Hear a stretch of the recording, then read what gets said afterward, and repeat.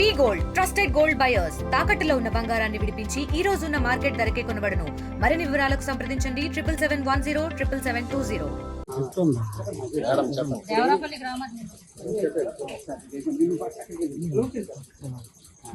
గ్రామానికి చెందిన వేపాడ మురుగన్ మరియు ధనలక్ష్మి అను వారికి 6 సంవత్సరాల కుమార్తె దివ్య అను పాప ఉషోదయ స్కూల్లో యూకేజీ చదువుతుంది.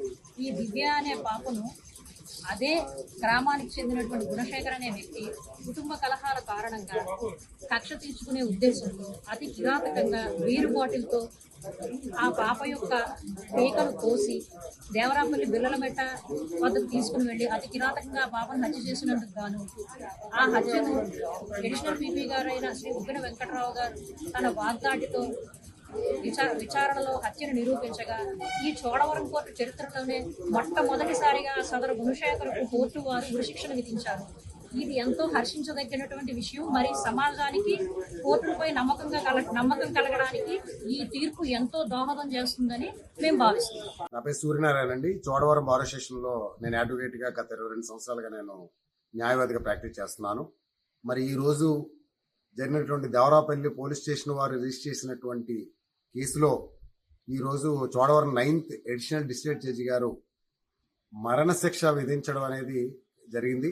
7 సంవత్సరాల బాలికను చంపేసిన దాంట్లో ముద్దాయికి మరణశిక్ష విధించడం జరిగింది.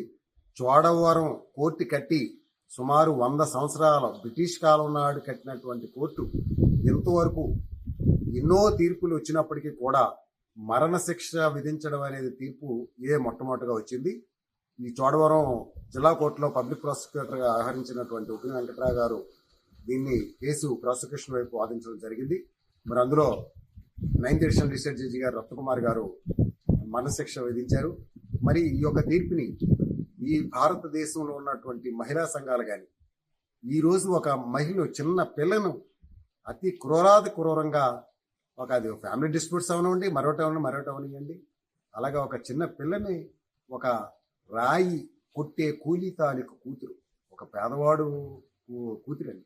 ఈరోజు కేంద్ర రాష్ట్ర ప్రభుత్వాలు ఈరోజు ఎన్నో రాష్ట్ర ప్రభుత్వాలు ఎన్నో చట్టాలు మహిళలపై రక్షణ కోసం ఎన్నో చట్టాలు చేస్తున్నారు. ఇన్ని చేసినప్పుడు కూడా ప్రతిరోజు కూడా ఎక్కడో ఒక మహిళను చంపేయడం, మహిళను ముక్కలుగా చేసి కుక్కర్లో పెట్టేయడం, లేదా ముక్కలుగా చేసి బ్యాగుల్లో పెట్టి ఎక్కడో నీటిల్లో నదుల్లో విసిరేయడం ఎంత దారుణం అంటే క్రూరంగా ఒక మహిళ ఎక్కడైతే స్త్రీని పూజించబడి దీవించబడుతుందో అక్కడ దేవతలు సిరి సంపదలతో తొలతూగుతారని చెప్తారు. మరి అటువంటి స్త్రీలను కూడా ఒక ఒక అసలు సృష్టికి మూల కారణం స్త్రీ. మరి అటువంటి పిల్లలను సైతం ఈరోజు చంపేసి అతి క్రూరంగా చంపేసి ఈరోజు 2015లో జరిగిన సంఘటన ఈరోజు తీర్పు ఇవ్వడం అనేది జరిగింది. ఈరోజు సమాజం హర్షించదగినటువంటి విషయం.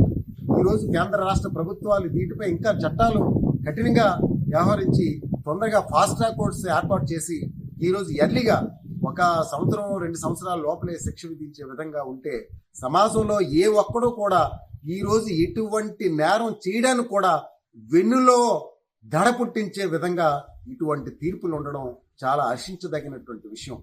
ఈరోజు మహిళా సంఘాలు ఈరోజు అనేకమైనటువంటి భారతదేశంలో ఉన్నటువంటి అనేక సంఘాలు ఈరోజు హర్షం వ్యక్తం చేసి ఈ యొక్క తీర్పుని స్వాగతించడం అనేది మా బార్ స్టేషన్లో ఈరోజు మా బార్ స్టేషన్ తరఫున నేను హర్షించదగినటువంటి విషయం అని చెప్పి నేను తెలియజేసుకుంటున్నాను. మరిన్ని వీడియోస్ కోసం ఛానల్ ని సబ్స్క్రైబ్ చేయండి. లేటెస్ట్ అప్డేట్స్ కోసం వాట్సాప్ ఛానల్ ని ఫాలో అవ్వండి. ఆ లింక్ డిస్క్రిప్షన్ లో ఉంది.